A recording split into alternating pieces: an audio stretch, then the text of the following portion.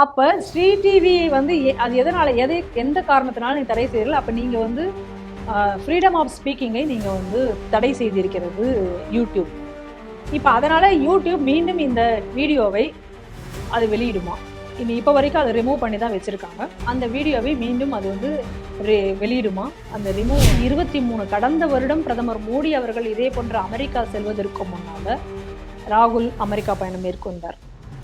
அப்ப அந்த ராகுலுடைய அமெரிக்க பயணத்திற்கு உதவியதே ஒரு துலுக்க அடிப்படைவாத அமைப்பு என்கிற சர்ச்சை அப்பொழுது எழுந்தது. இன்னும் சொல்ல போனா அந்த நேரத்துல அவர் IAMC அப்படிங்கக்கூடிய ஒரு துலுக்க அடிப்படைவாத அமைப்பை அவர் போய் சென்று பார்த்தார். அந்த அமைப்பினுடைய கோஃபவுண்டரை போய் அவர் பார்த்தார். அவங்களோட அவர் பேசிட்டு இருந்தார்.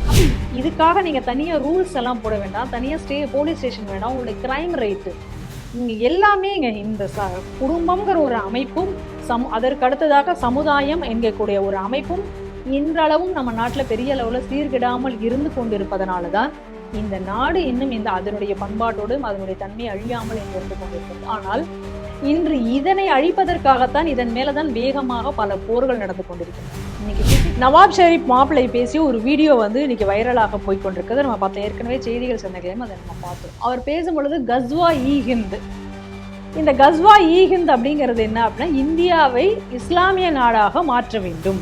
இதுதான் ஏற்கனவே வந்து ஏன் இந்த அளவுக்கு அவங்க பேசுறாங்க அப்படின்னு சொன்னா, ஏற்கனவே தயாநிதி மாறன் பேசின பொழுது அந்த தீண்டத்தகாதவரான்னு கேட்டபோது ஏன் நீங்க எதுவும் பதில் சொன்னது, நான் தோழமை சுட்டுதல் அப்படின்னு தான் சொன்னார்.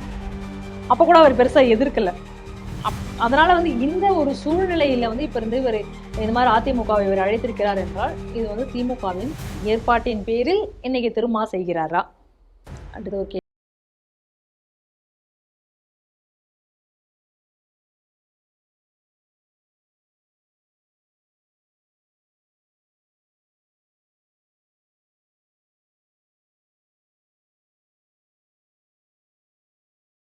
இந்த நிகழ்ச்சிக்கு உங்களை அன்புடன் வரவேற்கிறேன். இன்று நாம் சிந்திக்க இருக்கும் முக்கிய செய்திகள் எவை என்று பார்ப்போம். மது ஒழிப்பு மாநாடு, திமுகவிற்கு செக் வைக்கும் திருமா. தமிழகத்தில் உள்ள பாகிஸ்தான் ஆதரவாளர்கள் மீது நடவடிக்கை எடுக்க ஷியா சுன்னி ஒற்றுமை இயக்கம் அமித்ஷாவுக்கு கடிதம்.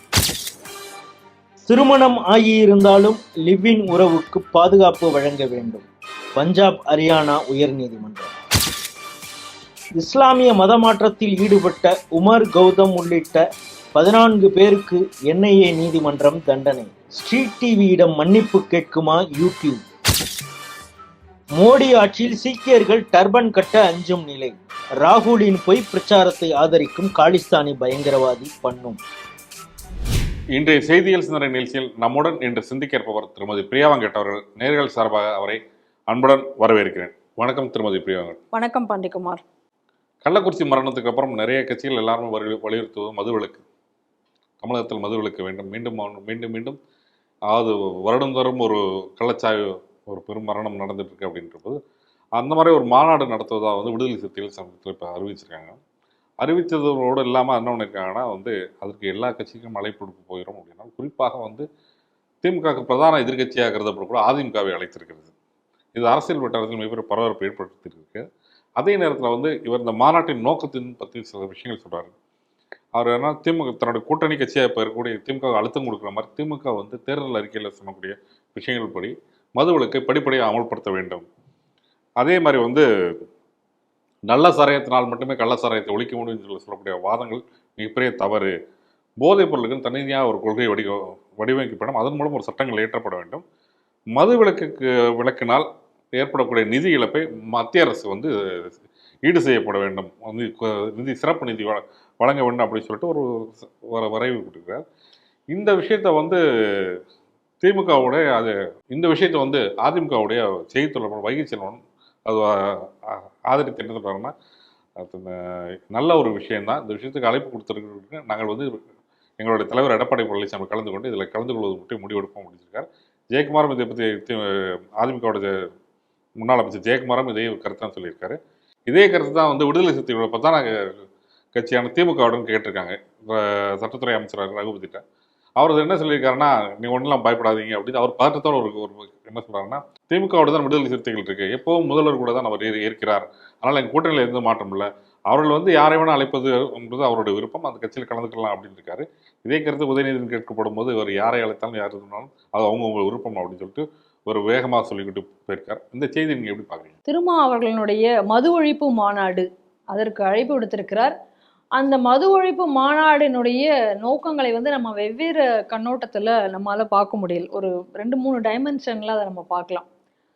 இப்போ கள்ளச்சாராய சாவு, கள்ளச்சாராய மரணம் வந்ததுக்கு அப்புறம் அந்த டயத்தில் கூட வந்து அவர் பெரிய அளவில் வந்து திருமாவளவன் அப்போ எந்த ஒரு கருத்தையும் அவர் அப்போ தெரிவிக்கல. அந்த சம்பவங்கள் நடந்து முடிஞ்ச சமயத்தில் அந்த நேரத்தில் பார்த்தீங்கன்னா அந்த கள்ளச்சாராய மரணங்களில் அதிக பேர் பாதிக்கப்பட்டது பட்டியலினத்தை சார்ந்தவர்களாக இருந்தபோது கூட அவர் எதுவும் அப்பொழுது வாய் திறக்கவில்லை. அப்பொழுதும் அமைதியாக இருந்தார். அதை நம்ம பார்க்கிறோம். ஆனால் அதுக்கப்புறம் ஏன் வந்து திருமாவளவன் இதை பற்றி கேள்விகள் கேட்கப்படவில்லை அப்படின்னு சொல்லி அவருக்கு மிகப்பெரிய அழுத்தங்கள்லாம் கொடுக்கப்பட்டது. எல்லாருமே திருமாவளவனை கேள்விகள் கேட்டாங்க. இந்த கட்சி ஏன் எதுவும் பதில் சொல்லலை, பட்டியலினத்துக்காக இருக்கக்கூடிய கட்சிகள் அப்படின்னு சொன்னால் பேசியிருக்கணும்ல அப்படின்னு நம்ம அதிக கண்டனங்களை விமர்சனங்களை அவர் எதிர்கொண்டார். அது ஒரு பக்கம். இன்னொரு பக்கம் என்ன நடந்தது அப்படின்னு சொல்லி நம்ம பார்த்தோம்னா, சமீபத்தில் ஆம்ஸ்ட்ராங் மரணம். இந்த ஆம்ஸ்ட்ராங் மரணத்தில் பற்றி சொல்லும் பொழுது என்ன சொல்கிறாங்க அப்படின்னு சொன்னால், அவர் மரணம் அடைந்த பொழுது வந்து அங்கே சப்போஸ் வந்து திருமாவளவன் அந்த இடத்துல இல்லை அப்படின்னு சொன்னால் பெரிய அளவில் பட்டியலின மக்கள் வந்து கொதிப்படைந்திருப்பார்கள். அவரை வந்து இவ்வளோ சுமூகமாக அவங்க வந்து நல்லடக்கம் செய்யவோ மற்ற சடங்குகள் செய்யவோ விட்டிருக்க மாட்டாங்க. ஆனால் வந்து ஆளும் கட்சிக்கு ஆதரவாக எந்த விதமான அசம்பாவிதமும் நடந்துவிடக்கூடாது அப்படிங்கிற காரணத்தினாலேயோ என்னமோ தெரியல, திருமாவளவன் வந்து அந்த முடியிற வரைக்கும் அதில் வந்து அவர் முழுவதுமாக இருந்தார். ஏன்னா இப்போ கூட பாருங்க, ஆம்ஸ்ட்ராங் மரணத்திற்காக வந்து இவர் வந்து பெரிய அளவில் எதிர்த்து எந்த குரலும் கொடுக்கல, இந்த இதில் விசாரணை தேவை, இந்த மாதிரி உடனடியாக பண்ணணும் அப்படிங்கிற எந்த ஒரு இதுவும் அவர் எடுக்கல அப்படிங்கிற குற்றச்சாட்டு இப்போ அவர் மேலே இருக்குது. ஏற்கனவே ரஞ்சித் கூட இதை பற்றி ஒரு கேள்வியாக எழுப்பினார். ரஞ்சித் கூட்டத்தில் கூட இவர் போய் கலந்துக்கிறேன்னு சொல்லிட்டு அதுக்கப்புறம் போய் கலந்துக்கல. இதெல்லாம் நடந்தது. அப்போ இதெல்லாம் வரும்பொழுது இவர் வந்து ஏற்கனவே வந்து நம்ம எதுவும் சொல்லலை, அவரே சொன்ன விஷயந்தான், நான் வந்து பேனருக்கு வாடகைக்கு விட்டிருக்கேன் அப்படின்லாம் சொன்னார். ஸோ இதெல்லாம் பெரிய அளவில் அந்த மக்கள் மத்தியில் ஒரு சர்ச்சையை ஏற்படுத்தியது. அப்போ அதனால் அவர்கள் மத்தியில் ஒரு காம்ப்ரமைஸ் வரணும், ஒரு சுமூகமாக. நானும் தான் பாருங்கள் மதுவிலக்குக்காக நான் போராடி விட்டேன். இப்பயும் பாருங்கள், இவர் வேங்கை வாசலுக்காக வந்து வேங்கை வேலுக்காக இவ்வளோ பெரிய போராட்டத்தை எடுக்கல. அதுக்கப்புறம் நடந்த இந்த ஜாதி சண்டைகள் அதுகளுக்காகலாம் இவர் ஒன்றும் இது வரைக்கும் பெரிய போராட்டமோ பெரிய குரலோ அவர் வந்து கொடுக்கல. பட்டியலின மக்கள் பெருமளவில் இங்கே வந்து பாதிக்கப்பட்டாங்க இந்த டிஎம்கே ஆட்சி வந்ததுக்கு அப்புறத்துலேருந்து நம்ம பார்க்குறோம். ஆனால் அங்கெல்லாம் போய் இவர் எதுவும் குரல் கொடுக்கல. இப்போ கூட சமீபத்தில் ஒரு பள்ளிக்கூடத்தில் வந்து மலத்தை எடுத்து பூசினதே நம்ம பார்க்குறோம். இது எதுக்குமே அவர் பெரிய அளவில் குரல் கொடுக்கவில்லை. ஆனால் இன்னைக்கு வந்து திடீர்னு வந்து இந்த மது ஒழிப்புக்கு இவர் வந்து இப்போ பேசியிருக்காருன்னா, இது அனைத்தையும் மூடி மறைச்சு நான் உங்களுக்காக தான் இருக்கேன். இந்த இவர் சொல்லுவார்ல, வடிவேல் சொல்லுவார், நானும் ரவுடி தாங்கிற மாதிரி, நானும் உங்களுக்கான தலைவன் தான், நானும் உங்களுக்கான தலைவன் தான், ஆனால் தான் பாருங்க மது ஒழிப்புக்காக நான் இப்போ போராடுறேன் அப்படிங்கிறது ஒரு காண்பிப்பதற்காக ஒரு விஷயத்தை செய்கிறாரா அப்படிங்கக்கூடியது ஒரு கோணத்தில் நம்ம சிந்திக்க தோண்டியிருக்கு. இன்னொன்று இதில் நம்ம முக்கியமாக பார்க்க வேண்டியது என்னென்னா, இதுவும் கூட ஏற்கனவே அவர் சொன்னதை வச்சு தான் நம்ம சொல்கிறோம், நம்மளா ஒன்றும் சொல்லலை. அவர் ஏற்கனவே என்ன சொன்னார் அப்படின்னு சொன்னால், இந்த மக்கள் நல கூட்டணி அப்படின்னு சொல்லிட்டு ஒரு பெரிய மெகா கூட்டணி ஒன்று அமைச்சாங்க. அப்போ விஜயகாந்த் கட்சியுடன் நான் போய் சேர்ந்து அந்த தேமுதிகவை நான் வந்து அன்னைக்கு வந்து ஃபீல்டுலேருந்து ஒதுக்கி விட்டேன். அது காரணம் கூட என் தலைவன் ஸ்டாலின் சொல்லி தான் நான் போய் அதை செய்தேன் அப்படின்னு அவர் சொன்னார். இதை வந்து ஓப்பனாக அவர் வந்து அவராக வீடியோவில் சொன்னதை பார்க்குறோம். அப்போ நீங்கள் இந்த விஷயத்தை அப்படியே நீங்கள் மைண்டில் வச்சுட்டு இப்போ பாருங்கள். இன்னைக்கு நீங்கள் சொன்ன மாதிரி அன்னைக்கு வந்து தேமுதிக வந்து நல்ல ஒரு ஸ்ட்ராங் அப்போசிஷன் ஃபீல்டுலேயே 2 கட்சிகளுக்குமே டஃப் கொடுத்த ஒரு சூழ்நிலையில் அன்னைக்கு வலுவான நிலையில தான் இருந்தார் விஜயகாந்த். எதிர்கட்சியாக கூட இருந்தார். அதனால வந்து அந்த டயத்தில் வந்து இந்த மாதிரி அவர் போய் தான் கிட்டத்தட்ட இப்போ தான் பேசினார் அவர். அப்போ நம்ம இதோடைய சந்தேகம் இப்போ எப்படி வளர்க்குறதுனா, ஏன்னா இவ்வளோ நாள் எதுக்கும் அவர் வாய் திறக்கல, முக்கியமான விஷயங்களுக்கு எதுக்கும் வாய் திறக்கல, இங்கே நடந்து கொண்டிருக்கூடிய எதுக்கும் அவர் வந்து பண்ணலை. ஆனால் இன்னைக்கு திடீர்னு வந்து பண்ணிட்டு அதிமுகவையும் இதுக்கு அழைக்கிறார்கள் அப்படின்னு சொல்லும் பொழுது, இப்போ இதை எதிர்த்து வந்து டிஎம்கேல யாரும் எதுவும் பேசலை. நீங்கள் நல்லா பார்க்கணும். இப்போ இதே வந்து எலெக்ஷன் டயத்தில் நாங்கள் காங்கிரஸுக்கு வந்து சீட்டு தர முடியாது, இவ்வளோ சீட்டு தான் தருவோம் அப்படின்னு எல்லாம் பேசினாங்க. ஏன்னா காங்கிரஸ்காரங்க கொஞ்சம் டிஎம்கேவை எதிர்த்து பேசின உடனேவே அப்போ இந்த செய்திகள்லாம் எலெக்ஷன் டயத்தில் பேசினதை நம்ம பார்த்துருக்கலாம். ஆனால் இன்னைக்கு இவர் வந்து ஓப்பனாக அதிமுகவை தினம் அதிமுகவை திட்டிட்டு இருக்காங்க. அந்த ஒரு சூழ்நிலையில் இன்னைக்கு வந்து அதிமுகவை அவருடைய மாநாட்டுக்கு வாங்க அப்படின்னு சொல்லி அவர் வந்து ஓப்பனாக இன்னைக்கு அவர் அழைப்பு விடுக்கிறார் அப்படின்னு சொன்னால், அப்போ இந்த அழைப்பினுடைய நோக்கம் என்னவா இருக்கும்? அதுதான் நம்ம இதில் பார்க்கலாம். அப்போ ஏற்கனவே ஸ்டாலின் இவர் அந்த கூட்டணிக்கு போனதை பற்றி இவர் சொன்ன ஒரு கதை இருக்கு. இவர் சொன்னது தான் அந்த ஸ்டேட்மெண்ட். அப்போ இந்த ஸ்டேட்மெண்ட்டை இன்னைக்குள்ள நிகழ்வுகளோட நீங்கள் ஒப்பிட்டு பார்த்தீங்க அப்படின்னு சொன்னால், அதிமுகவை கலைப்பதற்காக எப்படி வந்து அன்னைக்கு வந்து இந்த தேமுதிகவோட போய் ஒரு கூட்டணி வச்சுட்டு அந்த தேமுதிக ஒன்றும் இல்லாமல் ஆக்கினாரோ, அதே போல் இன்னைக்கு வந்து அதிமுகவை ஒன்றும் இல்லாமல் ஃபீல்டில் இருந்து காணாமல் போக செய்வதற்கு ஸ்டாலினுடைய கொடுத்த டிஎம்கேனுடைய மாஸ்டர் பிளான்ல இப்போ அதை போய் அவர் செய்ய போறாரா? ஏன்னா ஆல்ரெடி அவர் சொல்லிட்டார், நாங்கள் வந்து இந்த கட்சியில் வந்து ஒரு பேனர் நம்ம வந்து வரல அப்படின்னு சொன்னால் வேற எவனாவது ஒருத்தன் வருவான், ஆனால் நான் இங்கே இருக்கேன், அதனால் எந்த அவமானங்கள் அதை பற்றியெல்லாம் பெரிய கவலையெல்லாம் நான் பட்டதில்லை அப்படிங்கிறத சொல்கிறார். ஏன்னா அவங்க கேள்வி அதானே, உங்களுக்கு சேர் கொடுக்கல, நீங்கள் கேட்ட சீட்ஸு தரல, இதெல்லாம் உங்களுக்கு பிரச்சனையாக இருக்கா அப்படின்னு கேட்டபொழுது அவங்க சொன்ன ஏற்கனவே வன்னியரசு சொல்லியிருக்காரு, நிச்சயமாக நாங்களால் வந்து ஒரு பொது தொகுதியில் நாங்கள் நிற்கவே எங்களை அலோவ் பண்ண மாட்டாங்க. இது வன்னியரசு ஸ்டேட்மெண்ட்டு. அப்போ இவ்வளோலாம் இருக்கும்பொழுது இவ்வளோ நாள் இருந்தவங்களாம் இப்போ இந்த ஒரு சின்ன விஷயத்துக்கெல்லாம் இவர் வந்து உடனே வந்து போக மாட்டார். ஏற்கனவே தயாநிதி மாறன் பேசின பொழுது அந்த தீண்டத்தகாதவரான்னு கேட்டபோது ஏன் நீங்கள் எதுவும் பதில் சொன்னபோது நான் தோழமை சுட்டுதல் அப்படின்லாம் சொன்னார். அப்போ கூட அவர் பெருசாக எதிர்க்கலை. அதனால் வந்து இந்த ஒரு சூழ்நிலையில் வந்து இப்போ இருந்து இவர் இந்த மாதிரி அதிமுகவை இவர் அழைத்திருக்கிறார் என்றால் இது வந்து திமுகவின் ஏற்பாட்டின் பேரில் இன்னைக்கு திருமா செய்கிறாரா? அடுத்த ஒரு கேள்வி வருது. ஏன்னா திருமா வந்து ஒரு மாநாடு நடத்தணும் அப்படின்னு சொன்னால் ஒன்றா அது ஜமாத் சொல்கிறதா இருக்கணும், இல்லை சர்ச் ஏதாவது சொல்லுமா இருக்கும், இல்லை அப்படின்னு சொன்னால் திமுகவினுடைய ஏற்பாடாக இருக்கும். சிம்பிள். நீங்கள் பாருங்கள், அவர் வந்து அம்பேத்கர் சுடர் விருது, இந்த அம்பேத்கர் பேரில் விருதுகள்லாம் கொடுத்தாரு. எந்த டயத்தில் அவர் கொடுத்தாரு, அது யாரு கொடுத்தாரு, அது எப்போ கொடுத்தாரு, எல்லாத்தையும் யோசிச்சு பாருங்கள். ஃபஸ்ட்டு கருணாநிதி கொடுத்தாரு. கருணாநிதிக்கு கொடுக்கும் பொழுது அப்போ என்ன பிரச்சனை வந்தது அப்படின்னு சொன்னால், பட்டியலின மக்களுடைய காசை எடுத்து தான் இலவச டிவி வழங்குவதற்கு உபயோகப்படுத்திட்டார் தேர்தலுக்குன்னு அந்த குற்றச்சாட்டு வந்தது. அதை மறைக்கும் விதமாக அம்பேத்கர் சுடர் விருது அப்போ கருணாநிதி கொடுத்தாரு. இப்பயும் கூட இந்த மாதிரி பட்டியலின மக்களுக்காக வந்த பணங்கள் வந்து உபயோகிக்கப்படாமல் அது திரும்பி சென்று விட்டது, அந்த பணத்தை வேறு ஏதோ விஷயங்களுக்காக செலவு பண்ணுறாங்க, இப்படிங்கெல்லாம் வரும்பொழுது ஸ்டாலினுக்கு அம்பேத்கர் சுடர் விருது எப்போ எந்த இடத்துல அவர் செய்கிறார் அப்படிங்கிறத பாருங்க. அப்போ இந்த மாநாட்டை அவர் இப்போ நடத்துகிறாருன்னா இதனுடைய பின்னணியில் இந்த காரணங்கள் இருக்கலாம். ஒன்று, இவர் மேலே இப்போ வைக்கப்படக்கூடிய கண்டனங்களை அது துடைப்பதற்காக ஒரு நாடகமாக இருக்கலாம். அந்த நாடகத்தோடு சேர்த்து அதிமுகவையும் இணைப்பதனுடைய நோக்கம் என்ன அப்படின்னா இதை ஒழிக்கிறது. அப்போ இன்னொரு விஷயம் என்ன அப்படின்னு பார்த்தீங்கன்னா, இப்போ வந்து திமுக கூட வந்து பாமக வந்து இணையணும். இப்போ இவங்க வந்து அதிமுக கூட போகிறாங்க அப்படிங்கிற மாதிரி ஒரு செட்டப் இப்போதைக்கு பண்ணால், பாமக வந்து திமுகவுடன் இணைந்ததுக்கப்புறம் எலெக்ஷன் டயத்தில் எல்லா பழியையும் தூக்கி அதிமுக மேலே போட்டுட்டு, எதுவுமே நீங்கள் செய்யலை, நான் உங்களை நம்பி வந்தேன், இந்த மக்களுக்காக இந்த கட்சியில் வந்தாலாவது எல்லாம் நடக்கும்னு சொல்லிட்டு வந்தேன், ஆனால் இது எதுலையுமே நடக்கலை, இதுக்கு நான் திமுக கூடவே நான் பெட்டராக இருந்து நான் செயல்படுவேன் அப்படின்னு சொல்லிட்டு மீண்டும் வந்து திமுக கூட போய் உட்காந்து அதிமுக ஏற்கனவே இது என்னுடைய பார்வை இந்த அதிமுகவை ஒழிப்பதற்கான எல்லா வேலைகளுக்காக உள்ள போறாருங்கிற ஒரு இதுதான்.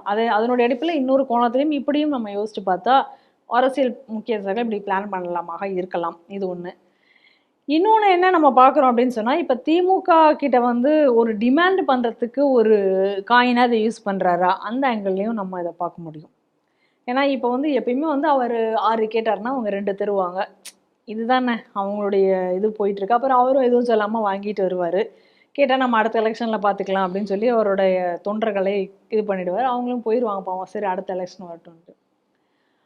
இந்த தடவை அதை கூட்டி 6 வந்து 8 கேட்டால் ஒருவேளை 4 தருவாங்களா, இவர் கேட்குறதுல பாதியோ கால்வாசியோ தரப்போகிறாங்க, அந்த ஒரு கால்குலேஷன். அப்புறம் வந்து ஏற்கனவே எல்லாருக்கும் வந்து தலா எவ்வளோ பணம் தர்றது இருக்குது, அதில் ஏதாவது ஒரு இந்த ஒரு டிமாண்டு இருக்கலாம் இல்லையா, அந்த பொலிட்டிக்கல் பிஸ்னஸ் அதுக்காகவும் இது இருக்கலாம். அப்படி தான் இதை பார்க்க தோணுகிறது. மற்றபடி இந்த கூட்டத்தினர் வந்து இந்த பட்டியலின மக்களுக்காகவோ உண்மையிலேயே இந்த மது விலக்கிற்காகவோ போராடுவார்களா என்று கேட்டால் அதற்கான மாநாடாக இது நிச்சயமாக பார்க்க முடியாது. இது நிச்சயமாக அந்த மாநாடாக தெரியவும் இல்லை. ஏன்னா இவர்களுடைய வரலாறு வந்து என்ன சொல்கிறது? இப்போ நீ இந்த மாநாட்டை இப்போ நடத்துறவங்க ஏன் வந்து இதற்கு முன்னாடி மரக்காணத்தில் நடந்த போதே இந்த மாநாட்டை நீ நடத்தியிருக்கணுமே. இல்லை, டிஎம்கே ஆட்சிக்கு வந்து இப்போ 2 வருடங்களுக்கு மேலாச்சு, இது வரைக்கும் ஏன் இந்த தேர்தல் அறிக்கையை நீங்கள் வந்து அமல்படுத்தலை அப்படின்னு சொல்லி இவ்வளோ நாள் நீங்கள் கேட்டு நீங்கள் இந்த போராட்டத்தை நீங்கள் நடத்திருக்கலாமே, நடத்தலை. சரி, இவ்வளோ பட்டியலின மக்கள் மேலே இவ்வளோ ஒரு தாக்குதல்களும் அவர்கள் மேலே இவ்வளோ வன்மமும் இந்த ஆட்சி வந்ததுக்கு அப்புறம் தான் ஏவப்பட்டிருக்கு. அப்போல்லாம் இவங்க எங்கே போய் தூங்கிட்டு இருந்தாங்க? அப்போ அதை இது எல்லாத்தையும் நம்ம வைத்து பார்க்கும் பொழுது விசிகா நம்ம ஏற்கனவே அவர் சொன்ன மாதிரி அவரே சொன்னது தான், நான் பேனருக்கு வாடகை விட்ட கட்சின்னு சொல்லிட்டு. அதனால் இந்த மது ஒழிப்பு மாநாடுங்கிறது பல அரசியல் கால்குலேஷனுடைய பின்னணியில் இந்த மது ஒழிப்பு மாநாட்டை இவர் நடத்துகிறார். அதில் எந்த அளவும் சந்தேகமில்லை. மற்றபடி மது ஒழிப்புக்கும் இதுக்கும் சம்மந்தம் இல்லை. தமிழகத்தை சேர்ந்த ஷியா சன்னி அமைப்பை வந்து மத்திய உள்துறை அமைச்சருக்கு ஒரு கடிதம் எழுதியிருக்காங்க. அந்த கடிதத்தில் வந்து என்ன சொல்லியிருக்காங்கன்னா, பாகிஸ்தான் சேர்ந்த மதகுரு ஜாவித் நக்வி அவர் வந்து இந்தியாவுக்கு எதிராக வந்து ஒரு ஒரு பயங்கரவாத கருத்துக்களை நிறைய சொல்லியிருக்கார். அதே மாதிரி காஷ்மீரில் அமைதியின்மை ஏற்படுத்த வேண்டும் என்ற நோக்கத்தோடு கருத்துக்களை சொல்லியிருக்கிறார். அப்படி அவர் சொல்லும் கருத்துக்களை ஷியா சன்னி அமைப்பு வந்து எதிர்க்கிறது. அதே நேரத்தில் இன்னொரு விஷயத்தை அவங்க சொல்கிறாங்க. என்ன சொல்கிறாங்கன்னா, இந்த பாகிஸ்தான் மதகுருவோட அந்த ஜாவித் நக்வியோட கருத்தை ஆதரித்து இங்கே இருக்கக்கூடிய உள்ளூர் மக்கள் செயல்படுகிறார். அதாவது தமிழகத்தை சேர்ந்த சில அரசியல் உயர் பதவியில் இருக்கிறவர்கள் எல்லாரும் அவர் கருத்தை ஆதரித்தோடாமல் அவர் செயல்பாட்டுக்கு துணையாற்று சில செயல்பாடுகள் நடைபெறுகிறது. இந்த செயல்பாடு இப்படி உள்நோக்கத்தில் செயல்படுபவர்களை கண்காணித்து அவர்கள் மீது கடுமையான நடவடிக்கை எடுக்க வேண்டும் என்று உள்துறை அமைச்சருக்கு இந்த ஷியா சன்னி அமைப்பு கடிதம் எழுதியிருக்கு. இந்த செய்தியை எப்படி பார்க்குறீங்க? ஸ்ரீ டிவி பலகாலமாக இதைத்தான் சொல்லி வருகிறது. இந்த ஷியா சுன்னி ஒற்றுமை அமைப்பு அப்படிங்கக்கூடிய இந்த யூனிட்டி ஆர்கனைசேஷன் இன்னைக்கு வெளியிட்டிருக்கக்கூடிய அறிக்கையில் ஒரு முக்கியமான சிறப்பம்சம், மொத்தமாக ஒரு 3 பாயிண்ட் தான் அவங்க அதில் சொல்லியிருக்காங்க. அதில் 3ஆவதாக சொல்லியிருக்கிற பாயிண்ட்டை தான் நம்ம ரொம்ப முக்கியமாக நம்ம பார்க்குறோம். என்ன சொல்கிறாங்க அப்படின்னா, இந்த ஜாவித் நக்வி அப்படிங்கிறவன் ஒரு பயங்கரவாதி, சியா என்கிற போர்வையில், ஆனால் சியாவினுடைய கருத்துக்கள் இல்லாமல் அதாவது சலாஃபி அண்ட் வஹாபி ஈசத்தை தான் இவன் வந்து புகுத்தி கொண்டிருக்கிறான். அதே நேரத்தில் இந்த பயங்கரவாதி இவனுடைய ஆதரிக்கக்கூடியவர்கள் அதிகம் பேர் தமிழகத்தில் இருக்கிறார்கள். 2வது, இவருக்கு பொருளுதவியும், அதாவது எய்டு பண்ணிட்டு இருக்காங்க. இவங்க பண உதவி அது மாதிரியான உதவிகளை எல்லாமே இவர்கள் செய்து வருகிறார்கள். அப்போ தமிழ்நாட்டில் இதற்கான ஒரு இது இருக்கு.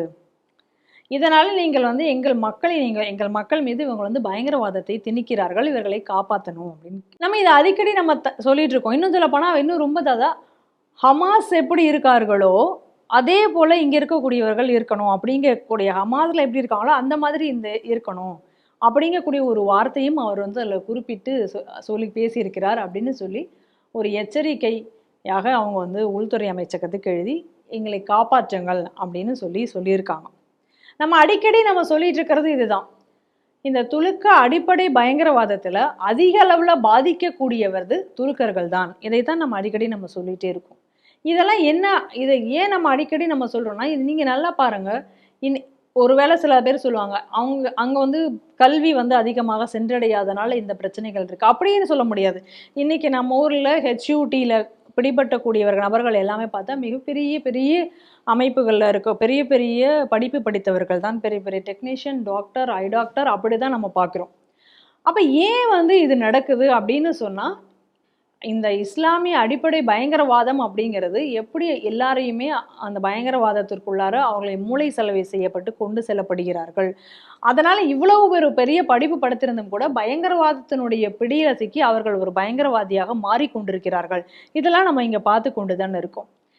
இதனால தான் ஏற்கனவே கூட ரிஸ்வி அவர்கள் சொல்லும் பொழுது கூட இதுக்கெல்லாம் காரணமாக இருப்பது குரான்ல இருக்கக்கூடிய சில வசனங்களும் ஹதீஸ்ல இருக்கக்கூடிய சில வசனங்களும் தான், இவைகள் நீக்கப்பட வேண்டும் அப்படின்னு அவர் ஏற்கனவே பேசியிருந்தார். இதையெல்லாம் நம்ம பார்த்துருக்கோம். நம்ம ஏற்கனவே செய்திகள் சிந்தனையில் பல முறை நம்ம இதையும் நம்ம சொல்லியிருக்கோம். இப்போ தமிழகத்தை குறிப்பிட்டு சொல்றதுனால இன்னைக்கு சொல்றேன், தமிழகத்தில் இன்னைக்கு நம்ம தெளிவாக நம்ம பார்த்து கொண்டிருக்கோம் எப்படி வஹாபிசம் படிப்படியாக வளர்ந்து கொண்டிருக்கிறது அப்படிங்கிறத நம்ம பார்க்குறோம். எப்படி இன்னைக்கு வந்து ஜிஹாதிகளினுடைய பிடியில் தமிழகம் சென்று கொண்டிருக்குங்கிறத நம்ம தொடர்ந்து நம்ம வந்து பார்த்து கொண்டிருக்கோம். இதனால் என்ன ஆகிக்கொண்டு இருக்கிறது இன்றைய நிலைமை அப்படின்னு சொன்னால், இந்த அடிப்படைவாத கருத்துக்கள் இல்லாமல் ஒரு சாஃப்ட் முஸ்லீமாக இருக்கக்கூடியவர்கள், அந்த துலுக்கர்களுடைய குரல்கள் இன்னைக்கு ஒடுக்கப்படுகின்றன. இன்னைக்கு அப்துல் கலாம் போன்றவர்கள் இங்கு வந்து ஏற்கப்படுவதில்லை. இன்னைக்கு அப்துல் கலாம் வந்து ஏற்கனவே தௌஹீத் ஜமாத் சொன்னபோது அவங்களுடைய அந்த சமாதிக்கு நாங்கள் போக மாட்டோம் அப்படின்னு சொன்னார்களா இல்லையா? அப்துல் கலாமை அவர்கள் ஏற்கவில்லை. ஆனால் அப்துல் கலாம் ஒரு உண்மையான முஸ்லீமாகத்தான் செயல்பட்டதை நாம் பார்க்கிறோம். ஆனால் இவர்கள் வந்து அவரை ஏற்றுக்கொள்ளவில்லை. காரணம் என்ன அப்படின்னு சொன்னால், இந்த வஹாபிசத்தினுடைய செயல்பாட்டினால் அந்த சாஃப்ட் முஸ்லீம்ஸ் அவர்களை ஏற்கொள்ளும். இன்னைக்கு அதை தான் வந்து இவங்க சொல்லியிருக்காங்க. இன்னைக்கு இந்த அமைப்பிற்கு இவ்வளோ தூரம் இன்னைக்கு வந்து ஓப்பனாக அவர்கள் வந்து வெளியிட்டு இன்னைக்கு கருத்துக்களை சொல்லியிருக்காங்கன்னா, இந்த மாதிரியானவர்களை பாதுகாக்க வேண்டியது இன்றைக்கு நம்ம மத்திய அரசினுடைய கடமையாகிறது. ஏன்னா இவ்வளோ தூரம் வந்து ஒரு விஷயத்தை வெளியில வந்து சொல்லுவதற்கு அவங்களுக்குள்ளாரையே இன்னைக்கு வந்து, ஏன்னா நம்ம ஃபர்ஸ்டே பார்த்தோம் இந்த துருக்க பயங்கரவாதத்தில் யார் வந்து அதிகம் பாதிக்கப்படுகிறார்கள் அப்படிங்கிறத நம்ம பார்த்தோம். அப்போ அவர்களுக்கு பாதுகாப்பு கொடுப்பது என்பது ஒரு இன்னைக்கு இருக்கக்கூடிய அரசினுடைய ஒரு கடமையாகவும் ஆகிறது. ஏன்னா இன்னைக்கு இவர்கள் ஒடுக்கப்படுவதன் மூலமாக நாளைக்கு இந்த மாதிரி ஒரு சாஃப்டா பேசக்கூடிய இந்த துலுக்கர்களே இல்லாமல் போவதற்கான ஒரு நிலை ஏற்படும். நவாப் ஷெரீப் மாப்பிள்ளை பேசிய ஒரு வீடியோ வந்து இன்னைக்கு வைரலாக போய்கொண்டிருக்கிறது. நம்ம பார்த்தோம், ஏற்கனவே செய்திகள் சந்தைகளையும் அதை நம்ம பார்த்தோம். அவர் பேசும் பொழுது கஸ்வா இ ஹிந்த், இந்த கஸ்வா இ ஹிந்த் அப்படிங்கிறது என்ன அப்படின்னா, இந்தியாவை இஸ்லாமிய நாடாக மாற்ற வேண்டும்.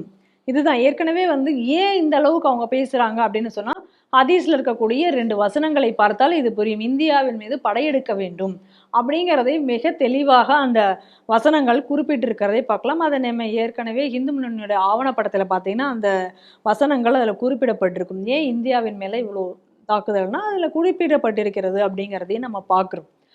அப்போ இந்த அளவுக்கு இன்னைக்கு இருக்கக்கூடிய இந்த ஒரு சூழ்நிலையில், அதை தவிர இப்போ வந்து இந்தியாவை வந்து இஸ்லாத்தாக மாற்ற வேண்டும் அப்படின்னு ஏற்கனவே பிஎஃப்ஐ சொன்னது, 2047 இஸ்லாமிய நாடாக மாற்ற வேண்டும் என்று சொன்னது. அதை தவிர இப்போ வந்து அந்த வடகிழக்கு மாநிலம், அதற்கு பிறகு இந்த சைனாவை கொண்டு நாங்கள் சிக்கன் நெக் பகுதியாக மாற்றுவோம். யார் இதெல்லாம் சொன்னது? பங்களாதேஷில் அன்சருல்லா பங்களாவினுடைய தலைவனை இன்னைக்கு ஜாமீனில் வெளியிட்டோன்னு அந்த வீடியோ வந்தது. இந்தியாவின் மேலே நாங்கள் வந்து இது மாதிரியெல்லாம் பண்ணுவோம், வடகிழக்கு மாநிலங்கள் எல்லாத்தையும் அதிலிருந்து பிரிய செய்வோம், காலிஸ்தானை பிரிய செய்வோம், காலிஸ்தானுக்காக பஞ்சாபை தனி நாடாக ஆக்குறதுக்கு வேலை செய்வோம், டெல்லியில் தௌஹீத் கொடியை ஏற்றுவோம், சிக்கன் நெக் பகுதியை சைனாவை கொண்டு நாங்கள் வந்து பிளாக் பண்ணுவோம், 7 சிஸ்டர்ஸ் எல்லாத்தையும் இந்தியாவுக்கு மேலே வந்து நாங்கள் வந்து எதிராக செயல்பட செய்வோம். இதெல்லாம் இன்னைக்கு வந்து அவன் ஒரு வீடியோவாக விட்டான். ஏதோ குழந்தைத்தனமாக பேசுறது இல்லை ஒரு சும்மா பயமுறுத்துவதற்காக பேசுவது அப்படி என்று நம்ம பார்க்க முடியாது. ஏன்னா இந்த செயல்பாடுகளோடையே எத்தனை பேர் செயல்பட்டு இருக்காங்க அப்படிங்கிறத பாருங்க. இப்போ இதை பற்றி நவாஸ் ஷெரீப்போட மருமகன் பேசுகிறார், கஸ்வா இ ஹிந்து வேணும் அப்படின்னு சொல்கிறார். இந்த நேரத்தில் ஜாவேத் நஹ்வி இன்னைக்கு இவன் வந்து இந்த மாதிரி பேசுகிறான், ஹமாஸ் போல இருக்கணும். இதற்கு ஆதரவாளர்கள் யார் இருக்காங்க, எங்கே இருக்காங்கன்னு பார்த்தா தமிழகத்தில் இருக்காங்க அப்படிங்கிற செய்தி வருது. அப்போ ஏற்கனவே இந்த மாதிரியாக இப்படிப்பட்ட ஒரு நெட்வொர்க், இந்த நெட்வொர்க் எல்லாம் எங்கே எப்படி செயல்படுகிறது அப்படிங்கிறத நம்ம இங்கே பார்க்க வேண்டியிருக்கு. அதே போல் இப்போ நீங்கள் பாருங்கள், இப்போ அதாவது இவங்களுக்குள்ளார உள்ள ஒரு சண்டை, ஒரு பிரிவினையே எப்படி இருக்குன்னா, இப்போ பாகிஸ்தானில் பாருங்கள், பாகிஸ்தானில் இப்போ தான் லேட்டஸ்ட்டாக அகமதியாக்கள் முஸ்லீம்களே இல்லை அப்படின்னு இப்போ அவங்க அறிவிச்சாங்க, அதை நம்ம பார்க்குறோம். அப்போ இவங்களுக்குள்ள ஒரு பிரிவினைகள், அதற்கப்புறம் இந்த இன்னும் மொத்த நாட்டையும் இன்னைக்கு வந்து வஹாபியாக மாற்றி பயங்கரவாதத்தின் கீழே கொண்டு வந்து இன்னைக்கு வந்து எல்லாத்தையும் வந்து ஒரு தாலிபான் நாடாக மாற்ற வேண்டும், இந்தியாவையும் தாலிபான் நாடாக மாற்ற வேண்டும். அதற்கான வேலைகள் என்னவோ அதை அனைத்தையும் செய்ய வேண்டும். இதற்கு ஒவ்வொரு பயங்கரவாதிக்கும் தொடர்பு எங்கே இருக்குது அப்படின்னு பார்த்தா தமிழகத்தில் இருக்குது. நீங்கள் எந்த ஒரு டெரர் நெட்வொர்க் எடுத்தாலும் அது தமிழகத்தினுடைய இருக்குது. இதை நான் பார்க்குறோம். அது ஹெச்யூடியா இருக்குது, அல்கொய்தாவா அதற்கான ஒரு தொடர்பு இருக்குது, ஐஎஸ்ஐஎஸ்க்கு இங்கேருந்து ஆள் அனுப்பி இருக்காங்க, அதற்கான ஆள் அனுப்பத்துக்கு இங்கே பார்த்தோம், காஜா மொய்தீனை பார்த்தோம். பயங்கரவாதம் தமிழகத்தில் பெருகி வருகிறது, சட்டவிரோத மசூதிகள் பெருகி வருகிறது, மதரசாக்களுக்குள்ள என்ன நடக்குதுன்னே தெரியாத அளவுக்கு இருக்குது. மதரசாக்குள்ளே காவல்துறையினரே போய் ஒரு பிரச்சனை வந்தால் கூட உள்ளே போகக்கூடாத ஒரு சூழ்நிலை இருக்கிறது. இப்படி எல்லாமே தப்லீகி ஜமாத்தினுடைய கூட்டங்கள் தமிழகத்தில் நடக்கிறது. தப்லீகி ஜமாத்தின் பேரில் எங்கிருந்தோ வடக்கு இருந்து இங்கே உள்ளே வர்றாங்க. பங்களாதேஷினர் அதிக அளவில் ஊடுருவது தமிழகத்தில். அப்போ பங்களாதேஷி இங்கேருந்து கிருஷ்ணகிரியில் இருக்கிற ஏதோ ஒரு மலை மேலே ஒரு வெடிகுண்டு டெஸ்ட் பண்ணி பார்க்குறான், அவன் பங்களாதேஷி. திருப்பூர்ல பங்களாதேஷிகள் நிறைய பேர் இருக்காங்க. அங்கிருந்து இவ்வளோ பயங்கரவாத செயலுக்கு திட்டமிட்டார்கள். நீங்க யோசிச்சு பாருங்க, ஸ்ரீலங்கால ஒரு குண்டு வெடிப்பு நடந்தா அதனுடைய தொடர்பு எங்க இருக்கு அப்படின்னா, அது தமிழகத்துல இருக்கு. சிறைகளை எல்லாம் தகர்த்து அதுல இருந்து பயங்கரவாதிகளே வெளியிடுவோம், அதற்கான அமைப்பு இங்க இருக்கு. இப்படி எல்லா ஒருத்தருக்கும் மையப்புள்ளியாக இன்னைக்கு தமிழகம் ஆகி கொண்டிருக்கிறது அப்படிங்கிறது மீண்டும் இந்த ஒரு கடிதம் இதுல வந்து உறுதிப்படுத்தியிருக்கிறதையும் நம்ம பார்க்கணும். ஆனா இப்படிப்பட்ட இந்த பயங்கரவாதங்கள் அனைத்திற்கும் இன்னைக்கு வந்து என்ன ஒரு அடிப்படை காரணமாக இருக்கு அப்படின்னு பார்த்தா, நம்ம ஏற்கனவே நம்ம அடிக்கடி நம்ம சொல்லிட்டு இருக்க மாதிரி அவர்களுடைய அந்த ஜிஹாத், காஃபிர் இந்த மாதிரியான அந்த கான்செப்ட் தான் இதுக்கு எல்லாத்துக்குமே காரணமாக இருக்கிறதையும் நாம் பார்க்குறோம். ஆனால் இன்னைக்கு வந்து மத்திய உள்துறை அமைச்சகத்துக்கு இன்னைக்கு வந்து இந்த அமைப்பு வந்து இவ்வளோ வந்து ஒரு கடிதத்தை எழுதியிருக்கிறது நம்ம வரவேற்கத்தக்கது. இது போல இந்த பயங்கரவாதத்தை எதிர்க்கக்கூடிய, இந்த அடிப்படைவாதத்தை எதிர்க்கக்கூடிய துலுக்கர்கள் அதிக அளவில் இன்னைக்கு வெளியில வந்து பேசும்பொழுதுதான் அவர்கள் தங்களையும் காப்பாற்றி கொள்ள முடியும், தங்களை சுற்றி இருக்கக்கூடிய சமுதாய மக்களுக்கும் ஒரு பாதுகாப்பாக அது அமையும் என்பது எல்லளவில் சந்தேகமில்லை. இது போன்று இனி பல பேர் இதற்கு வரணும் அப்படி என்பதையும் இந்த செய்தியின் வாயிலாக நாம் கேட்டுக்கொள்கிறோம். அதே நேரத்தில் உள்துறை அமைச்சகம் இவர்களுக்கு பாதுகாப்பு கொடுக்க வேண்டும் அப்படி என்பதையும் இந்த செய்தியின் வாயிலாக சொல்கிறோம். பஞ்சாப் ஹரியானா உயர்நீதிமன்றம் வந்து ஒரு சிறப்பு மிக்க ஒரு தீர்ப்பு இன்னைக்கு கொடுத்துருக்காங்க. என்ன பார்த்தீங்கன்னா வந்து திருமண நிலையை கடந்த உறவுக்கு வந்து இடையில இருக்கவங்களுக்கு வந்து அது இருக்கக்கூடிய இருபாலினருக்கும் பாதுகாப்பு தர வேண்டும் அப்படின்னு சொல்லிட்டு ஒரு தீர்ப்பு கொடுத்துருக்காங்க. எப்படின்னா வந்து அவங்க வந்து திருமணமாக தாண்டினாலும் அவர் திருமணமானவரா ஆகாதவரா இல்லை அவர் பின்புலத்தை எதுவும் ஆராய தேவையில்லை.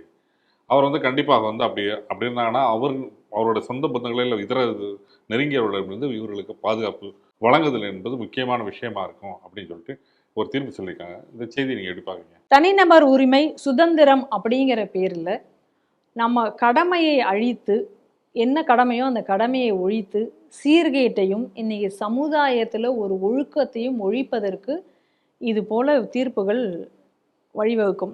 நம்ம நாட்டினுடைய ஒரு ஆதாரமே என்ன அப்படின்னா அந்த சமுதாயம், குடும்பம், இதெல்லாம் தான் நம்ம நாட்டினுடைய மிகப்பெரிய ஒரு ஆதாரமாக செயல்பட்டு கொண்டிருக்க வேண்டியது.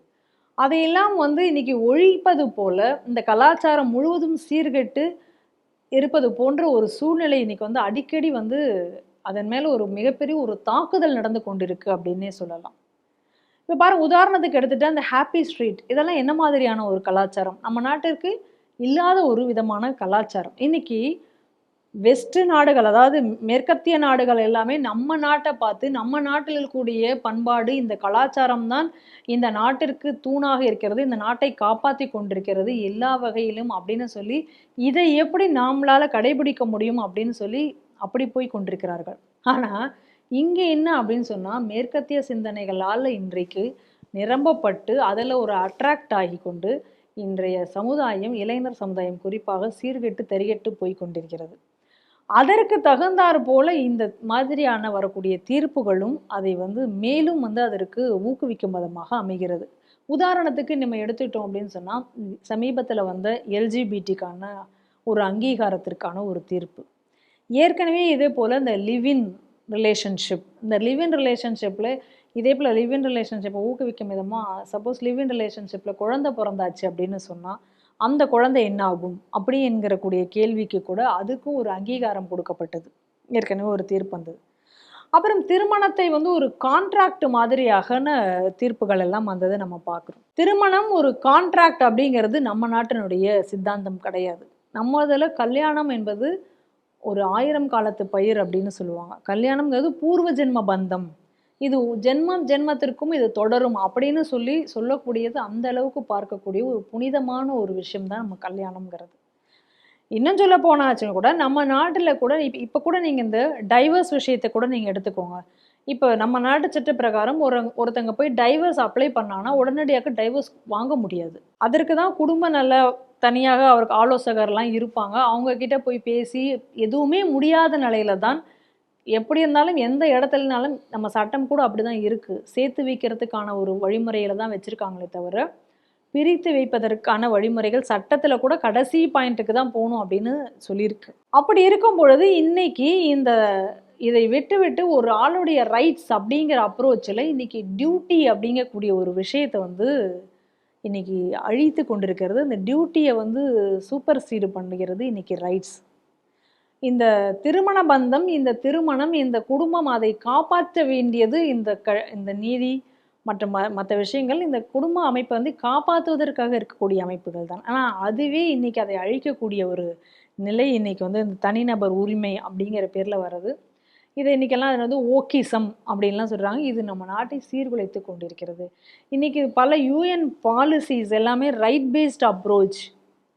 இதெல்லாம் வெஸ்ட்டுக்கு ஒத்து வரலாமா இருக்கலாம். ஆனால் இது நம்ம நாடுகளுக்கு இது வந்து ஒத்து வராத ஒரு விஷயம். ஆனால் இதை ஏன் இன்றைக்கி இருக்கக்கூடிய நீதிபதிகள் அதை வந்து இன்றைக்கி அடாப்ட் பண்ணுறாங்க அப்படிங்கிறது புரியல. ஃபேமிலி அப்படிங்கிறது தான் வந்து ஒரு என்ன சொல்கிறது, ஒரு கல்ச்சுரல் இன்சூரன்ஸ். அந்த ஃபேமிலி அப்படிங்கிறது தான் ஒரு சோஷியல் இன்க்ளூஷன் இருக்கக்கூடியது. ஒரு ஃபேமிலி அப்படிங்கிறது தான் வந்து இன்றைக்கி எக்கனாமிக்கில் கூட ஒரு இன்சூரன்ஸாக கூட நம்ம சொல்லலாம். நீங்கள் ஒரு ஃபேமிலியாக இருந்து நீங்கள் செயல்படும் பொழுது இந்த நாட்டினுடைய பொருளாதாரம் கூட நீங்கள் வந்து பெரிய அளவில் பாதிக்கப்படாது. ஏன்னா உங்களை வந்து உங்கள் குடும்பம் காப்பாற்றும். நீங்கள் தனிநபராக நீங்கள் இப்போ அமெரிக்காவில் பிரச்சனை என்ன இன்னைக்கு? ஒரு பையன் ஒரு 16 வயசு ஒரு பையனுக்கு ஆயாச்சுன்னா அந்த 16 வயது பையனை காக்க வேண்டிய கடமை என்பது அரசாங்கத்துக்கு இருக்குது. அது வந்து அந்த குடும்பத்தில் அவங்க அப்பாவோ அம்மாவோ யார் அந்த குழந்தையை பெற்றாங்களோ அவங்களுக்கு கிடையாது.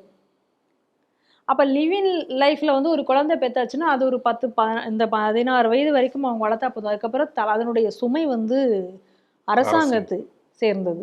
அதுக்கப்புறம் அந்த குழந்தையினுடைய அம்மா இது போன்ற தனி நபர்களாக இங்கு ஆயை அந்த அரசாங்கத்தினுடைய சுமை இன்றை அதிகரித்து கொண்டிருக்கிறது.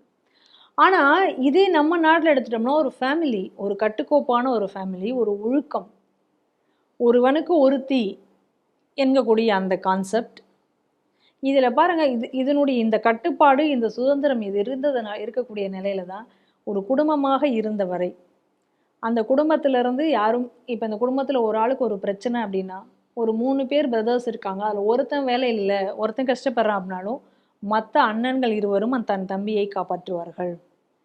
அப்போ அந்த குடும்பத்தினுடைய தேவையை அந்த குடும்பமே கவனிச்சுக்கும். இதற்கு அரசாங்கம் வெளியிலேருந்து நீங்கள் வர வேண்டியதே கிடையாது. ஆனால் இன்னைக்கு இது மாதிரியான ஒரு சூழ்நிலை வந்தால் எல்லாரும் என்னோட ரைட் அப்படின்னு பேசுகிறதுடைய நிலையில் இன்னைக்கு ஒரு ஜாயிண்ட் ஃபேமிலியை இன்றைக்கி நம்ம இந்தியாவில் பார்க்குறது ரொம்ப அரிதாக ஆகி கொண்டிருக்கிறது. முதியோர் இல்லங்கள் நம்ம நாட்டில் இருந்ததே கிடையாது. ஆனால் எப்போ இந்த ரைட்ஸ் பேஸ்டு அப்ரோச் நம்ம நாட்டில் அதிக அளவில் வருதோ இன்றைக்கி அதிக அளவில் முதியோர் இல்லங்களை நம்ம பார்க்கிறோம். அதே போல் குழந்தை காப்பகங்கள், அனாதை இல்லங்கள், இன்றைக்கி அனாதை இல்லங்கள் அதிக அளவில் உருவாகிறதுக்கு இந்த மாதிரியான ஒழுக்கக்கேடுகள் சீர்கேடுகள் தான் இன்றைக்கி அனாதை இல்லங்கள் அதிகமாக நம்ம நாட்டில் வருவதற்கு கூட ஒரு காரணமாக இருக்கிறது. இதை வந்து ரொம்ப அழகாக வந்து திரு குருமூர்த்தி அவர்கள் வந்து அடிக்கடி அவருடைய ஸ்பீச்சில் எல்லா இடத்துலையும் நீங்கள் பார்த்தீங்கன்னா சொல்வார், இந்த சமுதாயம் எதால் உருவாக்கப்படுகிறதுனா குடும்பங்கள்னால சமுதாயம்ங்கிறது உருவாக்கப்படுகிறது. இப்போ ஒரு குடும்பத்தில் ஒருத்தன் ஒரு தப்பு செஞ்சுட்டான் அப்படின்னு சொன்னால் மற்றவங்கெல்லாம் அந்த குடும்பத்திலேருந்து அவனை விலக்கி வைத்து விடுவார்கள் அப்படிங்கக்கூடிய ஒரு பயத்திலேயே அவன் அந்த குடும்பத்திற்கு கட்டுப்பட்டு இருப்பான். அப்போ எந்த ஒரு சீர்கேடும் அங்கே நடக்காது. அப்போ ஒரு சமுதாயத்துக்குள்ளார ஒருத்தர் இருக்கும் பொழுது அந்த குடும்பம் வந்து அந்த சமுதாயத்திற்கு கட்டுப்பட்டு நிற்கும். நாளைக்கு நம்ம வீட்டில் ஒரு பையன் ரவுடியாக வந்துட்டான் அப்படின்னு சொன்னால் நம்மளை அந்த சமுதாயம் மதிக்காது. உன் வீட்டு பையனை தான் நீ ரவுடியாக வளர்த்து வச்சிருக்கேன்னு அந்த சமுதாயம் நம்மளை திட்டும். நம்ம சமுதாயம் ஓரங்கட்டி வைக்கும். அப்போ அந்த கடமை எனக்கு இருக்குது. அப்போ இந்த குடும்பம் ஒழுங்கா அப்போ அந்த குடும்பத்தில் உள்ள ஒவ்வொருவருக்கும் நம்மளை அந்த சமுதாயம் விலக்கி வைத்திருமோ அப்படிங்கக்கூடிய ஒரு பயம் இருந்தது. அப்போ இதுக்காக நீங்கள் தனியாக ரூல்ஸ் எல்லாம் போட வேண்டாம், தனியாக போலீஸ் ஸ்டேஷன் வேண்டாம். உங்களுடைய க்ரைம் ரேட்டு நீங்கள் எல்லாமே இந்த குடும்பங்கிற ஒரு அமைப்பும் அதற்கு அடுத்ததாக சமுதாயம் என்கக்கூடிய ஒரு அமைப்பும் இன்றளவும் நம்ம நாட்டில் பெரிய அளவில் சீர்கிடாமல் இருந்து கொண்டிருப்பதனால தான் இந்த நாடு இன்னும் அதனுடைய பண்பாட்டோடும் அதனுடைய தன்மை அழியாமல் இருந்து கொண்டிருக்கிறது. ஆனால் இன்று இதனை அழிப்பதற்காகத்தான் இதன் மேலே தான் வேகமாக பல போர்கள் நடந்து கொண்டிருக்கின்றன. இன்னைக்கு ஃபிசிக்கல் வார் கிடையாது. ஆனால் இதை ஒழித்தாகிவிட்டதுன்னா இன்னைக்கு மதமாற்றமோ இல்லை இந்த நாட்டை பிடிப்பதோ ரொம்ப சுலபம். இதனுடைய ஆணி வேரை இன்னைக்கு அசைத்து கொண்டிருக்கிறார்கள். அதுதான் நம்ம பார்க்கக்கூடிய இன்றைய சீர்கேடுகளை நம்ம இன்னைக்கு பார்க்குறோம். எப்படி இதை வந்து இப்படி ஒரு தீர்ப்பை கொடுத்திருக்கிறார்களே இவர்கள், இந்த தீர்ப்பினுடைய பின் விளைவுகளை இவர்கள் சிறிதாவது யோசிச்சிருந்தாங்கன்னா இப்படி ஒரு தீர்ப்பு அவங்க கொடுத்துருப்பாங்களா? இந்த தீர்ப்பினுடைய விஷயங்களை அவர்களாலேயே ஏற்றுக்கொள்ள முடியுமா? இப்படி இதனுடைய கொஞ்சம் டீப்பாக நம்ம யோசிச்சு பார்த்தோம் அப்படின்னு சொன்னால் இதனுடைய விளைவுகள் எப்படி இருக்கும் அப்படின்னு யோசிச்சு பார்த்தீங்களா? ஒரு ஆணுக்கு ஒரு அந்த நம்மளுடைய கதைகள் எல்லாம் கூட, நம்மளுடைய புராண கதைகள் எல்லாத்தையுமே கூட ஒரு ஆண் ஒரு பெண் அந்த தத்துவத்தை அது அப்படி இல்லாட்டா என்ன மாதிரியான சீர்கேடுகள்லாம் அவங்க மாட்டியிருக்காங்க, என்ன மாதிரியான பிரச்சனைகள் அவங்களுக்கு வந்திருக்கு, எப்படி ஒரு வாழ்க்கை அமைய வேண்டும் திருவள்ளுவர் இன்னைக்கு கொடுத்துட்டு போயிருக்கார், எப்படி ஒரு கணவனும் மனைவியும் இணைந்து ஒரு அறத்தை செயல்படுத்த வேண்டும், இதெல்லாம் நம்மளுக்கு ஆரம்ப காலத்திலேருந்து சிறு வயதிலிருந்தே சொல்லி கொடுத்து வளர்க்கப்பட்டிருக்கக்கூடிய ஒன்றை இன்னைக்கு மொத்தமாக அந்த இன்ஸ்டிடியூஷனையே தகர்த்து எறிகிற மாதிரியான தீர்ப்புகளை இன்னைக்கு கோர்ட்டுகளும் வழங்கி கொண்டிருப்பது மிகவும் துரதிருஷ்டவசமானது. இந்த தீர்ப்பு அப்படிங்கிறது பல சமுதாய சீர்கேடு ஒழுக்கக்கேடுகளை விளைவிக்கும் என்பதில் எல்லளவும் சந்தேகமில்லை. இது மேல்முறையீடு செய்யப்பட்டு இந்த தீர்ப்பு என்பதை மாற்றப்பட வேண்டும். அதே போல இது ஒரு வகையில் பாலிகமியை ஊக்குவிப்பதாகவும் இருக்கிறது. ஏற்கனவே பாலிகமி தடை செய்யப்பட வேண்டும் அப்படின்னு சொல்லிட்டு இருக்கக்கூடிய இந்த நாட்டில் இந்த தீர்ப்பு ஒரு பாலிகமிக்கு ஊக்குவிப்பது போலவும் இது இருக்கிறது. ஒன்று. இன்னொன்று, நம்மளுடைய கேள்வி என்ன அப்படின்னு சொன்னால், சரி இவங்களுடைய பாஷையிலே வருவோம், கான்ட்ராக்ட் அப்படின்னு. நம்மளுடைய இந்திய திருமணங்களில் கான்ட்ராக்டுங்கிற வார்த்தை கிடையாது. ஆனால் இவங்களுடைய கோர்ட்டு வார்த்தைக்கே வந்தால் கூட கான்ட்ராக்ட் பிட்வீன் 2 persons அப்படின்னு சொல்லி வந்தால், ஒரு ஆள் 2 பேர் ஒரு கான்ட்ராக்டில் இருக்கும் பொழுது, ஒரு ஒப்பந்தத்தில் இருக்கும் பொழுது, ஒரு ஆள் இன்னொரு ஆள் கூட வேற ஒரு ஆள் கூட தொடர்பில் இருக்காங்க அப்படின்னு சொல்லியாச்சு அப்படின்னு சொன்னால், அது பிரீச் ஆஃப் கான்ட்ராக்ட் ஆகாதா? அந்த ஒரு உறவுக்கு நீ செய்யக்கூடிய ஒரு துரோகம் ஆகாதா அப்படிங்கிற ஒரு கேள்வி இந்த இடத்துல வருதில்லை. எப்படி இதையெல்லாம் தாண்டி ஒரு தீர்ப்பை கொடுத்திருக்கிறார்கள் என்பது நமக்கு புரியாத புதிராக இருக்கிறது.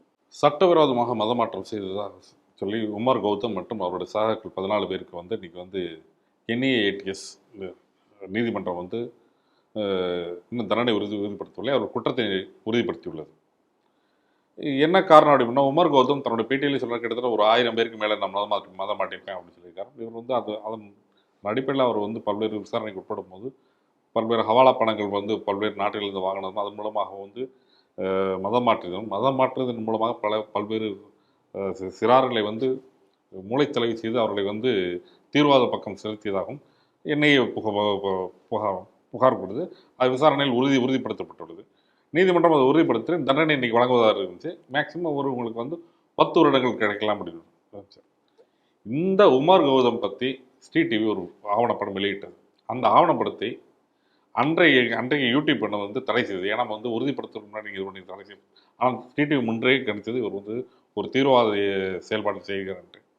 என்ன காரணமாக அந்த யூடியூப் தடை செய்தது? அந்த யூடியூப் இன்னைக்கு இது ட்ரீட் பண்ணுமா அப்படின்ற ஒரு கேள்வி இருக்கு. இந்த செய்தி நீங்கள் எப்படி பார்க்குறீங்க? அதாவது உமர் கௌதம் அப்படிங்கக்கூடிய ஆள் உத்தரப்பிரதேச மாநிலத்தைச் சேர்ந்தவர். அங்கே இருக்கக்கூடிய மாற்றுத்திறனாளிகளுக்கான பள்ளியில் இருக்கக்கூடிய மாணவர்களை மதம் மாற்றினார்கள் அப்படின்னு சொல்லிட்டு யாரும் சொல்லலை. அவங்களுடைய அந்த குழந்தைகளினுடைய பேரண்ட்ஸு கம்ப்ளைண்ட் கொடுத்தது பிரகாரம் உத்தரப்பிரதேசனுடைய ATS போலீஸ் அன்னைக்கு இந்த உமர் கௌதமை கைது செய்தது. இந்த உமர் கௌதம் மீது அன்னைக்கு வழக்கு வந்தது. இது குறித்த செய்திகள் எல்லாம் வந்தன. ஆதாரங்களுடன் எல்லா விதமான ஆதாரங்களும் அன்னைக்கு அந்த உத்தரப்பிரதேஷ் ATS போலீஸ் வெளியிட்டிருந்தார்கள்.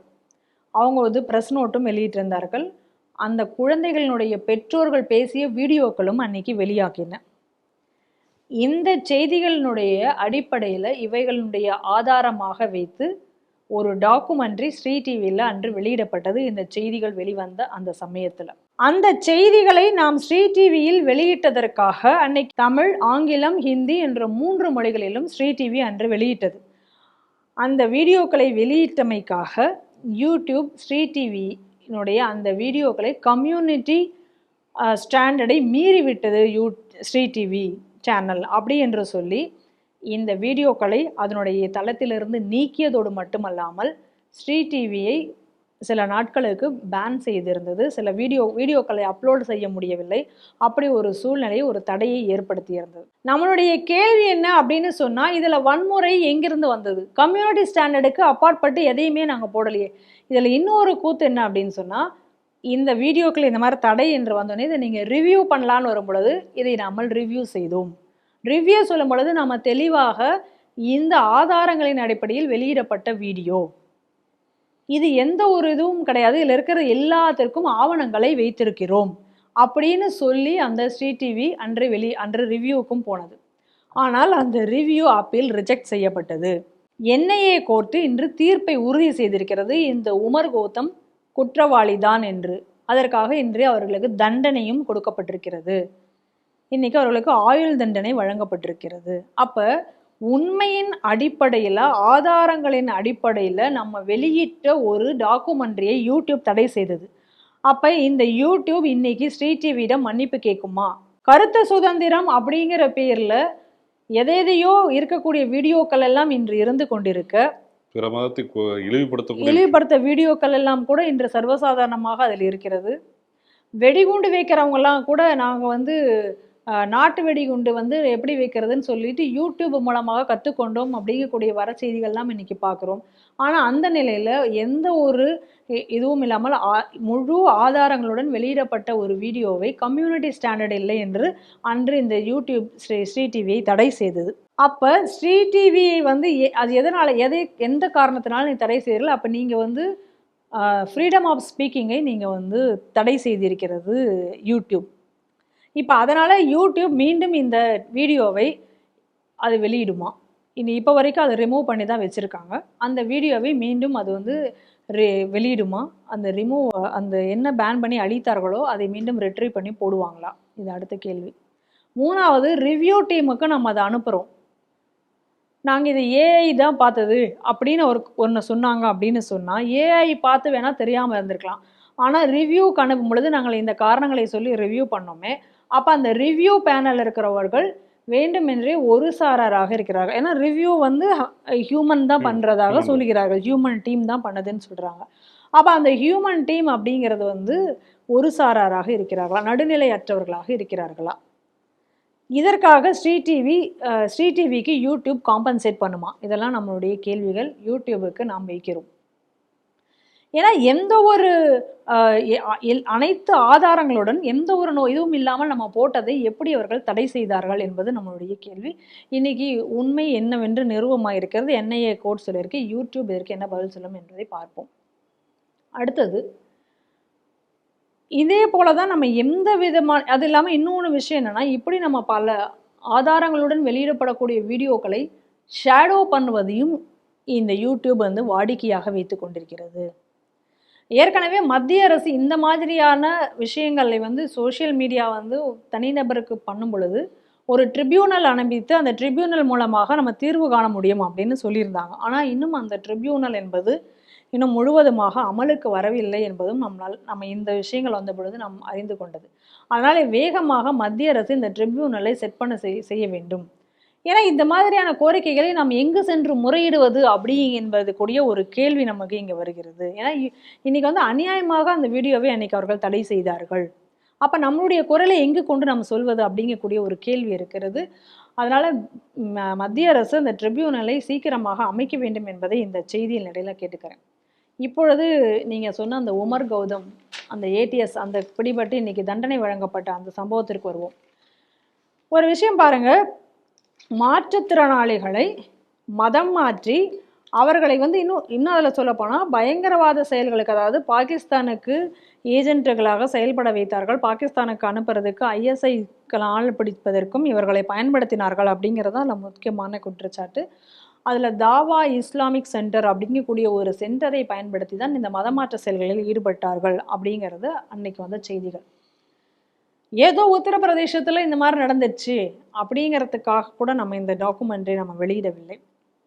இதே சம்பவம் தமிழகத்திலையும் நடக்க இருந்தது.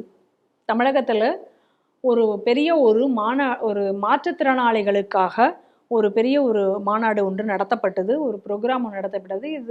இது அனைத்து அதை கலந்து கொண்டவர்கள் அனைத்து கூட இந்த அடிப்படைவாத இஸ்லாமிய அமைப்புகளால் நடத்தப்பட்டது. இது இந்து முன்னணி அவனுடைய ஆவணப்படத்தில் இதற்கான விளக்கங்கள் அன்றைக்கி நமக்கு இதே போல் ஒரு தாவா சென்டர்னால அது நடத்தப்பட்டதை எல்லாம் நம்ம பார்க்கிறோம்.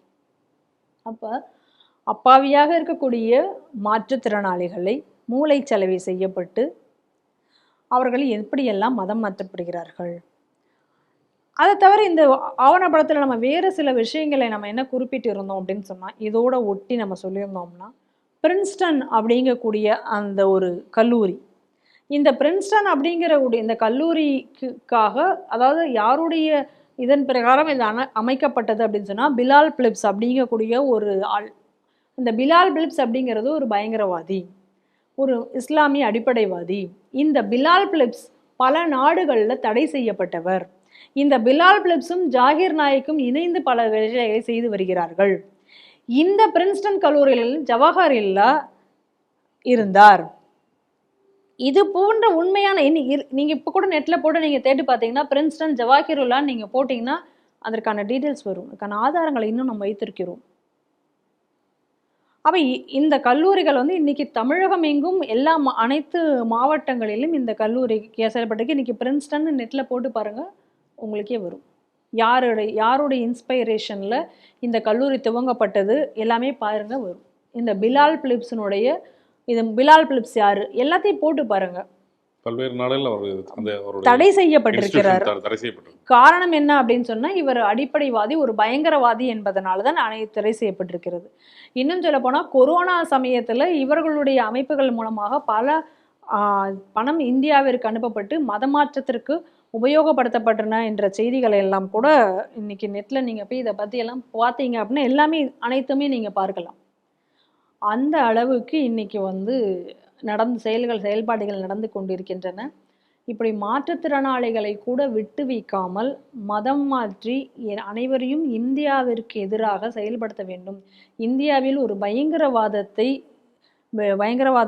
விளைவிக்க வேண்டும். ஏற்கனவே நான் முன்னாடி செய்திகளை சொன்ன மாதிரி இது ஒரு இஸ்லாமிய நாடாக வேண்டும் என்பதற்காக ஒரு துறையிலும் ஊடுருவி எப்படி செயல்பட்டு கொண்டிருக்கிறார்கள் என்பதற்கு இந்த செய்தி ஒரு உதாரணம்.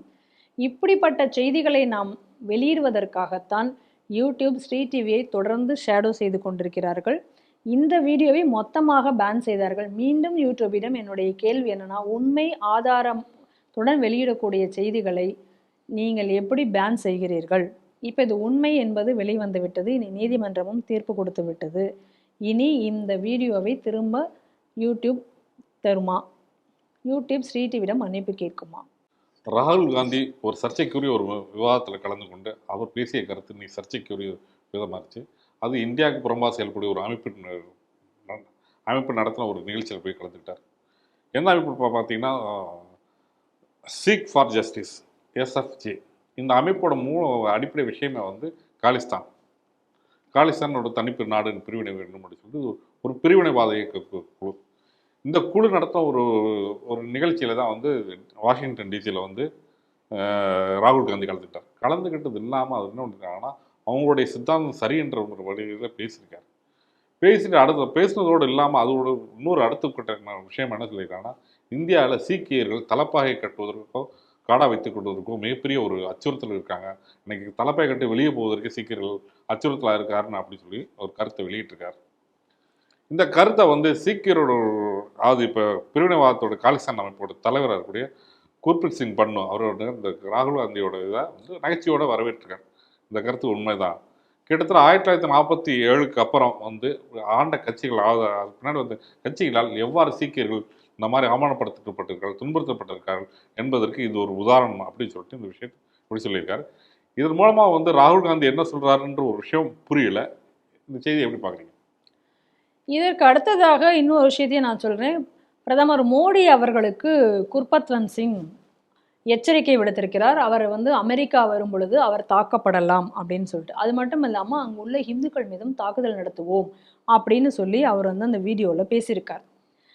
நமக்கு இப்போ என்ன ஒரு கேள்வி அப்படின்னு சொன்னால், இன்னைக்கு ராகுல் பேசிய பேச்சிற்கு நம்முடைய கேள்வி என்ன சொல்கிறார் ராகுல்? இந்தியாவில் இன்னைக்கு சீக்கியர்கள் இன்னைக்கு டர்பன் அணிந்து செல்ல முடியுமா? அவர்களுடைய அந்த காடா அப்படிங்கக்கூடிய அந்த கத்தி கையில் வைத்து செல்ல முடியுமா அப்படின்னெல்லாம் இன்னைக்கு வந்து குருத்வாரா செல்வதற்கு கூட அவர்கள் அச்சப்பட வேண்டியிருக்கிறது இப்படின்னெல்லாம் இன்னைக்கு வந்து ராகுல் பேசியிருக்கிறார். நம்ம கேள்வி என்ன இந்த இடத்துல அப்படின்னா, சரி, பிரதமர் மோடி அவர்கள் ஆட்சிக்கு வந்ததுக்கப்புறம் சீக்கியர்கள் மதத்தின் பெயரால் தாக்கப்பட்டார்கள், இல்லை அவர்கள் டர்பன் வைத்துக்கொள்ள அனுமதிக்கப்படவில்லை, அவர்களுக்கு இந்த அனுமதி மறுக்கப்படுகிறது, அவங்களுடைய பாரம்பரிய உடை அணிய மறுப்பு, இந்த மாதிரி ஏதாவது செய்தி வந்து நீங்கள் பார்த்தீங்களா? எங்கேயாவது மாதிரி ஏதாவது நாடு முழுக்க எல்லா இடத்துலையும் சீக்கியர்கள் இருக்காங்க, இன்றைக்கி அந்த மாதிரி எங்கேயாவது செய்தி வந்து பார்த்துருக்கீங்களா? ஆனால் உண்மையிலேயே ஒரு டயத்தில் இந்த சீக்கியர்கள் மேலே ஒரு தாக்குதல் நடத்தப்பட்டது. அது எப்போ உங்கள் எல்லாருக்குமே தெரியும். 1983 சீக்கியர்களுக்கு எதிராக ஒரு மிகப்பெரிய கலவரத்தை அன்றைய காங்கிரஸர்கள் நடத்தினார்கள். இந்திரா காந்தியினுடைய மரணத்திற்கு பிறகு நடத்தப்பட்டது அது. அப்போ அந்த மரணத்துக்கு பிறகு நீங்கள் நடத்தப்பட்ட அந்த தாக்குதலில் எத்தனை சீக்கியர்கள் கொல்லப்பட்டார்கள்? ஆயிரக்கணக்கான சீக்கியர்கள் கொல்லப்பட்டது அப்பதான் உண்மையிலேயே தலையில் அவர்கள் டர்பன் அணிந்து கொள்ளவும், நீங்கள் சொல்லக்கூடிய அந்த பாரம்பரிய உடைகளை அணிந்து கொள்ளவும் அவர்கள் அச்சப்பட்டார்கள். சீக்கியர்களே என்று சொல்லிக்கிறது கூட அப்பொழுதுதான் அச்சப்பட்டார்கள். குருத்வாரால போயிட்டு செருப்பு காலோடெல்லாம் போய் அன்னைக்கு நீங்கள் குருத்வாராக்குள்ளார போய் துப்பாக்கி சூடு நடத்தியது யாரு? உங்க ஆட்சி தானே, உங்க காங்கிரஸ் தானே போய் அன்னைக்கு நடத்தினாங்க. இன்னைக்கு பண்ணோன்னு கேட்குறாரு. 1947 பிறகு வந்த கட்சிகள் எல்லாம் சீக்கியர்களுக்கு எதிராகத்தான் இருந்திருக்கிறார்கள். 1947 அப்புறம் யார் ஆட்சி புரிஞ்சிட்டு இருந்தாங்க? காங்கிரஸ் தானே ஆட்சி புரிஞ்சிட்டாங்க. அப்ப யாரை பார்த்து அவர் கேள்வி கேட்கிறாரு? காங்கிரஸ் தானே நீங்க கேட்டிருக்கணும். நீங்க பிரதமர் மோடி இப்பதானே ஆட்சிக்கு வந்திருந்தாரு. இப்போ ஒரு 10 வருடங்கள் தானே. அதுக்கு முன்னாடி இவ்வளவு நாள் இருந்தது காங்கிரஸ் தானே. நீங்க கேட்க வேண்டியது யாரு உங்களை ஒடுக்கினார்கள்? அப்ப திட்டமிட்டு நாட்டில் ஒரு கலவரத்தை ஏற்படுத்த வேண்டும். அதுவும் ஒரு பிரிவினைவாதியுடன் சேர்ந்து கொண்டு அவர்களுக்கு சாதகமாக இன்னைக்கு இவர் பேசுகிறார்னா இவருடைய நோக்கம் என்ன? இவருடைய அமெரிக்க பயணத்தின் நோக்கம் என்ன? அதுவும் அமெரிக்காவில் போய் இதை பேச வேண்டிய அவசியம் என்ன? அங்கே இருந்த ஒரு சீக்கியரை எழும்ப சொல்லி அந்த சீக்கியர் இடத்துல நீங்கள் இந்த மாதிரி எல்லாம் இவர் பேசியிருக்கார் அந்த கூட்டத்தில். அப்போ 1983 உங்கள் ஆட்சியில் தானே சீக்கியர்களுக்கு எதிராக இனக்கலவரம் நடந்தது. அப்போ ராஜீவ்காந்தி ஒரு ஸ்டேட்மெண்ட் வேற சொன்னார். என்ன சொன்னார் அப்படின்னு சொன்னால், ஒரு பெரிய மரம் கீழே சரிஞ்சு விழுந்தது அப்படின்னு சொன்னால் சில நில அதிர்வுகள் ஏற்பட தான் செய்யும். அப்படித்தான் இதை பார்க்கணும். எதிர்ந்து சீக்கியர்கள் ஆயிரக்கணக்கில் கொல்லப்பட்ட போது இப்படி நடந்து கொண்டிருக்கிறது அப்படின்னு சொல்லி கேட்பதற்கு அவர் சொன்ன பதில். ஆனால் இன்னைக்கு இந்த பிரச்சனைகளுக்கெல்லாம் எங்கள் நாட்டில் பிரச்சனையே இல்லாத ஒரு இடத்துல இப்படி ஒரு பிரச்சனை இருக்கு அப்படின்னு சொல்லி இன்னைக்கு ராகுல் பேசுகிறார் என்றால் அவருடைய உள்நோக்கம் என்ன? அதுக்கு அடுத்ததாக ஆர்எஸ்எஸ் பற்றி தேவையே இல்லாமல் அங்கே போய் குறையாக பேசியிருக்கிறது. ஒரே நாடு கிடையாது, மாநிலங்கள் எல்லாம் சேர்ந்துதான் இந்தியா. இது ஒரு பிரிவினை. மாநிலங்கள்லாம் சேர்ந்தது இந்தியா எப்படி ஆக முடியும்? மாநிலங்கள் எல்லாம் இதுக்கு முன்னாடி இப்படித்தான் மாநிலங்கள் இருந்ததா? பிரிட்டிஷ்காரருக்கு முன்னாடி இந்தியா சுதந்திரம் பெறும்பொழுதும் இப்படி இருக்கவே இல்லையே. மொழிவாரி மாநிலங்கள் அப்படிங்கக்கூடியது வந்ததுக்கு அப்புறம் தானே இந்த மாநிலங்களுடைய அமைப்பு ஸ்ட்ரக்சரே வருது. இந்த மாநிலங்கள் ஸ்ட்ரக்சர் அன்னைக்கு யார் ஏற்படுத்தினது? அப்போ மத்திய சென்ட்ரல் கவர்மெண்ட் தானே ஏற்படுத்தியது. அப்போ நாடு மேலேருந்து ஏற்படுத்தினதானே சென்ட்ரல் கவர்மெண்ட் தானே இது எல்லாத்தையும் ஏற்படுத்தியது. ஏன் ஈஸ்ட் இந்தியா கம்பெனின்னு சொல்லி தானே அவன் வந்தான். ஒரு மாநிலத்து பேர் சொல்லி அவன் தான் வெள்ளைக்காரன். ஈஸ்ட் இந்தியா கம்பெனின்னு சொல்லி ஒரே இந்தியாவாக இருக்க போய் தானே அவன் வந்தான். அப்படிதானே வந்தான். ராஜாக்கள் தானே அங்கங்கே ஆட்சிகள் புரிந்து கொண்டிருந்தார்கள். அப்போ நீ எதை என்ன சொல்ல வர பண்ணியது மூலமாக? அப்போ இதில் ஒரு பிரிவினைவாதம், மொழியை வைத்து ஒரு பிரிவினைவாதம், மதத்தை வைத்து ஒரு பிரிவினைவாதம், அப்புறம் அதுக்கு அடுத்ததாக ஜாதிகளை பற்றி எல்லாம் இவர் பேசியிருக்கார். அப்போ அதை வைத்து ஒரு பிரிவினைவாதம், அதை வைத்து ஒரு அரசியல். மொத்தத்தில் இங்கேருந்து அமெரிக்காவுக்கு போய் இந்தியாவை எவ்வளோ தூரம் கேவலமாக பேச முடியுமோ அதையெல்லாம் செய்திருக்கிறார். அது மட்டும் இல்லாமல் இந்த இந்திய நாட்டின் பிரதமரை கொல்லப் போகிறேன் அப்படின்னு சொல்லி ஒருத்தன் வெளியிட்டிருக்கான். அவன் எந்த அமைப்பை நடத்துகிறானோ அந்த அமைப்பின் சார்பில் நடத்தப்பட்ட ஒரு இதில் போய் இவர் இந்த மாதிரி பேசியிருக்கிறார். அப்போ ராகுல் காந்தியினுடைய உள்நோக்கம் என்ன? ஏற்கனவே பிரதமர் மோடி அவர்கள் பஞ்சாப் அங்கே போகும் பொழுது அந்த கான்வாயில் என்ன நடந்தது அப்படின்னு நம்ம பார்க்குறோம். அங்கே சரியான பாதுகாப்பு இல்லாமல், பாதுகாப்பு குறைபாடு காரணமாக இதே எஸ்எஃப்ஜேவினர் அங்கே போராட்டம் நடத்தி அந்த கால்வாய் வழிமறித்தது நம்ம பார்க்குறோம். இந்த கான்வாயை அப்பவும் காங்கிரஸ் இதற்கு எதிர்ப்பு எதுவும் தெரிவிக்கவில்லை. இதற்கு இதை நியாயப்படுத்தி பேசியது அன்று.